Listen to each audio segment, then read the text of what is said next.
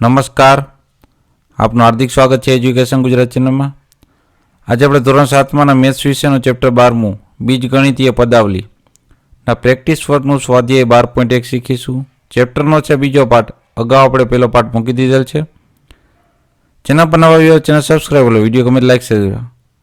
પ્રશ્ન ત્રીજો છે, નીચેના પ્રત્યેક પદાવલીમાં દરેક પદમાં ચલનો સહગુણક કયો છે તે કહેવાનું છે.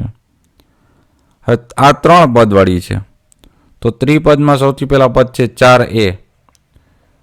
હવે આમાં સહગુણક કેને કહેવાય કે જે અંકમાં છે, બરાબર, અને આગળ જે નિશાની લાગુ પડે છે એ સહગુણકમાં એનો સમાવેશ થાય. તો 4a નો સહગુણક થશે 4, -3b નો સહગુણક થશે -3, અને 5 નો સહગુણક થશે 5 પોતે જ, બરાબર. બીજું -3x + 2y -7, તો -3xમાં સહગુણક છે એનો -3 + 2y છે, બરાબર, તો એમાં સહગુણક થશે 2, અને -7 નો સહગુણક થશે -7. ત્યારબાદ ત્રીજું છે 5m - 6n + 3, તો 5m છે એમાં સહગુણક થશે 5, -6n છે એનો સહગુણક થશે -6, અને +3 છે તેનો થશે 3. પ્લસ હોય ને પ્લસ રહેવા, માઇનસ હોય ને માઇનસ, બરાબર. ચોથું દ્વિપદી છે 3x² y + 7, તો 3x² y એમાં સહગુણક છે 3, અને 7માં સહગુણક છે 7, 7 નો 7.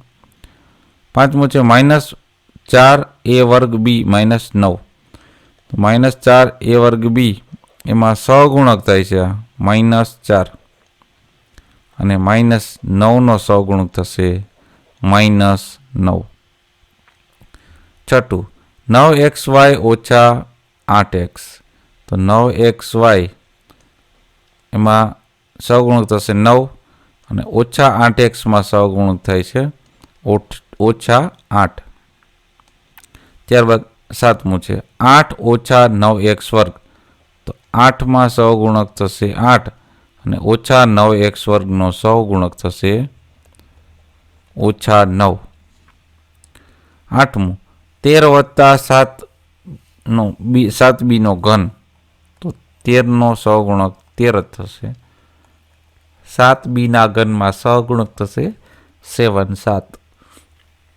નવમું 4xy - 3ab, તો 4xy નો સહગુણક થશે 4, અને -3ab નો સહગુણક થશે -3. ત્યારબાદ પ્રશ્ન નંબર 4, નીચેના દરેક જૂથમાં સજાતીય પદ શોધો. હવે સજાતીય પદ કેને કહેવાય કે સજાતીય પદ એટલે જેના ચલ સરખા હોય એને સજાતીય પદ કહેવાય છે. એ પદ પાસે શોધીને આપણે લખવાના છીએ આમાં. તો સૌથી પહેલા આનો જવાબ આ પ્રશ્ન આપ્યો છે, એનો જવાબ જોઈએ તો કે 3xy, તો એનું સજાતીય પદ ક્યુ થશે? સેમ ટુ સેમ xy વાળું ક્યુ પદ છે, આમ જોતું જવાનું. xy વાળું હાર્યું પદ તો એ છે -5xy. આ બે સિલેક્ટ થઈ ગયા, એની નીચે આપણે અંડરલાઈન કરી લેવાની એટલે પાછા રિપીટ ન થાય. પછી 9xyz. હવે xyz ચલ હોય કોણ છે? તો xyz ચલવાળું છે આ, બરાબર. તો એ છે 6xyz, 6xyz, બરાબર. ત્યારબાદ x ચલવાળું 6x, અને બીજું છે આ -8x. માઇનસ પ્લસ ચાલે, પણ આમાં સજાતીય પદમાં કેવું હોય, ચલ સરખા હોવો જોઈએ. x હોય તો x વર્ગ હોય તો x², એ રીતના. ત્યારબાદ -8xy². હવે xy વર્ગ વાળું કોણ છે? xy², તો એ છે આર્યું 5xy². હવે કોણ બાકી છે તો કે એક્સ વર્ગ વાય વર્ગવાળું, એટલે 2x વર્ગ વાય વર્ગ એક્સ વર્ગ વાય છે, તો અહીં છે એનું -3x વર્ગ વાય. તો આ રીતના આપણે સજાતીય પદના જૂથ અલગ તારવી લીધા, બનાવ્યા, બરાબર. બી આ રકમ છે એમની, તેમાં શું છે સજાતીય પદ, પેલા આપણે 5 જોઈએ એ પદવાળું, બરાબર. -4a આ એ છે, તેમાં છે 7a, 7a સાથે એનું જૂથ બનશે 7a. ત્યારબાદ ચલ વિનાનું 7, તેનું જૂથ બનશે -9. ત્યારબાદ 5a વર્ગ બી, 5a વર્ગ બી, તો a વર્ગ બી વાળું પદ ગયું છે આ રહ્યું -8a વર્ગ બી. ત્યારબાદ 9ab સ્ક્વેર, 9ab સ્ક્વેર એનું પદ બનશે -13ab સ્ક્વેર. ત્યારબાદ બાકી રહેલ બી વાળા પદ -7b ને એનું થશે સજાતીય પદ 4b. ત્યારબાદ સી, એમાં પણ આપણે વર્ગીકરણ કરવું છે સજાતીય પદનું, પાસે પદ ગોઠવવાના છે. તો 5a એ વાળું પદ ગયું છે તો એ છે 9a, -11b 11b, બરાબર, માઇનસ. તો બી વાળું પદ ગયું છે તો બી પદ વાળું છે 7b. ત્યારબાદ -9ab, તો ab વાળું પદ જોવાનું, ab વાળું પદ છે 5ab. ત્યારબાદ ચલ વિનાનું પદ આપણે 3, તો એનું થશે -10.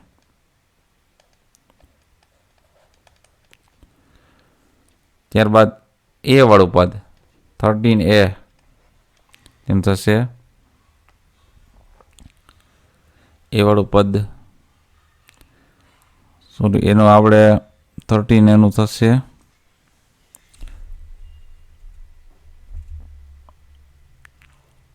આપણે એ સાથે અહીં લખી નાખવાનું રહેશે, કારણ કે 13a અહીંયા આગળ જ છે એટલે અહીંયા નહીં આવે, કારણ કે એ વાળા પદ જ્યાં એ પાસે થાય લખવાના હતા, તો 13a થઈ ગયું. અને આ 12 છે એ અહીં આવી જશે 12. હવે બાકી રહ્યા કોણ, તો બી વાળા, તો આ 6b છે, આ 6b ક્યાં આવશે 7b અને 6b અને -ab, તો ab પદ આવશે, એટલે વચ્ચે લખી નાખવાના, બરાબર. પદ બાકી છે 5a, 13a, 9a, -11b 6b 7b, -9ab ab 5ab, 3 -10 12, આ રીતના વર્ગીકરણ થશે. ત્યારબાદ હવે જોઈએ ડીમાં 3x વર્ગ વાય ઝેડ, 3x વર્ગ વાય ઝેડ. હવે x વર્ગ વાય ને ઝેડ વાળા પદ બધા જ જોઈ લેવાના આ વખતે. x વર્ગ વાય ઝેડ છે, હવે નથી. નેક્સ્ટ 4x વાય વર્ગ ઝેડ, વાય વર્ગ ને ઝેડ, x વાય વર્ગ ઝેડ -x વાય વર્ગ ઝેડ. ત્યારબાદ નથી બીજા બાકી રહેલ પદ 7x વાય ઝેડ વર્ગ, ઝેડ વર્ગ વાળું આવી રહ્યું -9x વાય ઝેડ વર્ગ. બાકી રહેલ પદ છે એક્સ વાય ઝેડ વાળું 5x વાય ઝેડ, એનું થશે -x વાય ઝેડ. ત્યારબાદ પ્રશ્ન નંબર 5, નીચેનાનું એકપદી, દ્વિપદી અને ત્રિપદીમાં વર્ગીકરણ કરો. કેટલા પદ વાળું છે? તો પેલું છે 4a - 3b, એટલે એ છે દ્વિપદી. 8x એકપદી. ત્રીજું છે a વર્ગ પ્લસ ab પ્લસ b વર્ગ ત્રિપદી. 3 પદ છે એમાં, 1 2 ને 3. આમાં 2 પદ છે એટલે દ્વિપદી. 2 પદ એટલે દ્વિપદી. 2 પદ છે 10 ઓછા x એટલે કે દ્વિપદી. 13 એકપદી. અહીં 3 પદ છે એટલે ત્રિપદી. p square q square minus 3pq 2 પદ છે દ્વિપદી. a square minus b square 2 પદ છે દ્વિપદી. 3a 1 પદ છે એકપદી. 6mn 1 પદ છે એકપદી. cd માઇનસ c પ્લસ 5 3 પદ છે ત્રિપદી. z સ્ક્વેર 1 પદ છે એકપદી. Plus 2 plus 2x plus x square 3 પદ છે ત્રિપદી. x ક્યુબ પ્લસ x 2 પદ છે દ્વિપદી. તો આ આપણે સ્વાધ્યાય 12.1 પ્રશ્ન 3, 4 અને 5 નું આપણે સોલ્યુશન જોતા રહો એજ્યુકેશન ગુજરાતી ચેનલ, શીખતા રહો. થેન્ક યુ, આભાર.